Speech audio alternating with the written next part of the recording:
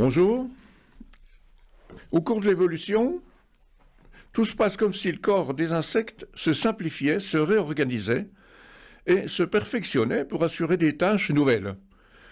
Les écosystèmes terrestres sont en effet en train de se mettre en place avec les végétaux chlorophylliens, au début des fougères et des résineux, puis des plantes à fleurs perfectionnées avec pollen et nectar, qui ouvrent constamment de nouvelles possibilités alimentaires au cours du temps, avec mise en place, et c'est ça qui est remarquable, d'une coévolution entre espèces, des liens forts qui associent plantes et animal, au point que la disparition de l'un entraîne celle de l'autre.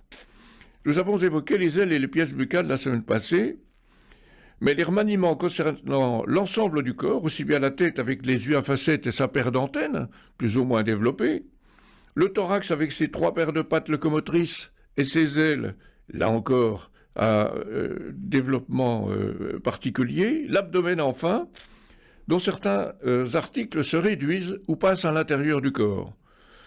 Ces spécialisations permettent même à des non-spécialistes, des non-entomologistes, de distinguer un hanneton d'un papillon, une mouche d'une guêpe, une sauterelle d'une menthe religieuse. Enfin, une mouche d'une guêpe, pas toujours, car certains tentent de se faire passer pour ce qu'ils ne sont pas.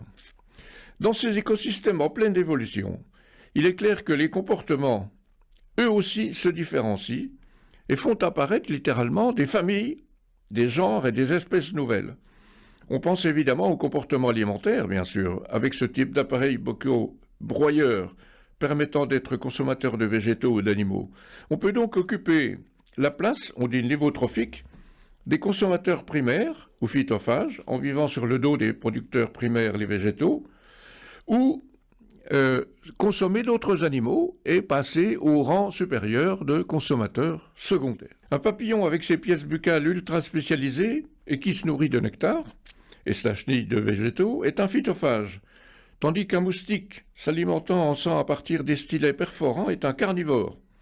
Et un puceron ou une punaise, équipés eux aussi de stylets mais organisés de façon différente, ne pompent que la sève des végétaux.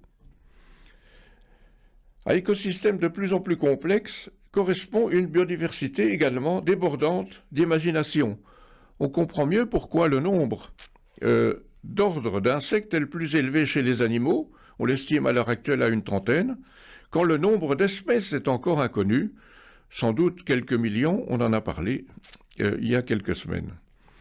Pour organiser de façon scientifique les êtres vivants, tous les êtres vivants, et particulièrement les insectes, la discipline mise en œuvre était la classification ou taxinomie, qui consistait autrefois à définir des critères anatomiques visuels permettant de caractériser chaque espèce parmi ses semblables, les rassembler au sein de genres, de familles, etc., jusqu'aux embranchements. On obtenait ainsi un arbre généalogique, entre guillemets, qui allait des plus simples, en principe, aux plus complexes.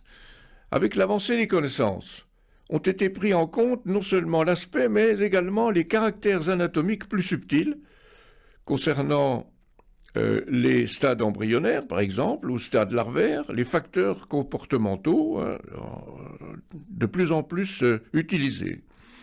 Il y a quelques années, les progrès fulgurants apportés par l'étude des gènes a provoqué des remaniements considérables dans la classification ancienne, avec l'avantage significatif de reposer sur des critères objectifs indépendants de l'observateur. L'aspect de l'animal, autrefois basé sur son anatomie, n'est donc plus suffisant.